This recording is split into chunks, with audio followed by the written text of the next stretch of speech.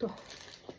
جبت الشنطتين دول من نون، تعالوا اوريها لكم. عادة انا ما بجيبش شنط ابدا اونلاين، لازم الشنطة تكون قدامي لاني بخاف قوي من الاونلاين. ساعات كده بتكون فيها حاجات صغيرة مش باينة بتوحش شكل الشنطة قوي.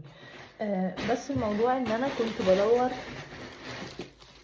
على شنطة حمرا بصراحة، فانا عادي يعني كتبت شنطة حمرا كده في السيرش، فهي دي ظهرت لي، كانت على نون.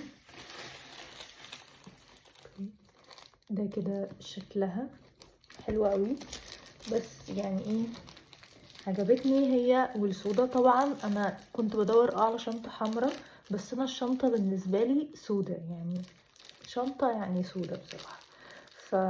فلما لقيت التانية من نفس البراند برضو السودا دي، انا بحب الشنط الصغيرة جدا، والفترة الاخيرة كنت جبت شنطتين كبار بالظبط، وبصراحة يعني ما حسيتش ان انا كنت مبسوطة.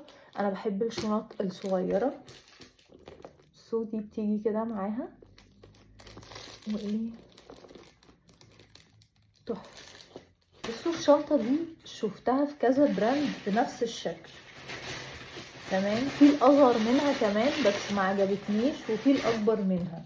فالاكبر منها كنت محتارة ما بين الحجم ده والحجم الاكبر منها، بس يعني لما لقيت دي اونلاين كده قلت تمام ماشي اجربها. بس شايفين شكلها، بصوا بصراحة حلوة قوي. دي المفروض يكون شكلها كده لذيذة، بس تقريبا افضل الشنطة دي بالذات ان انا امسكها كده بدون اي حاجة، لان هي شكلها عاجبني قوي. انا بحب الشنط السوداء بصراحة.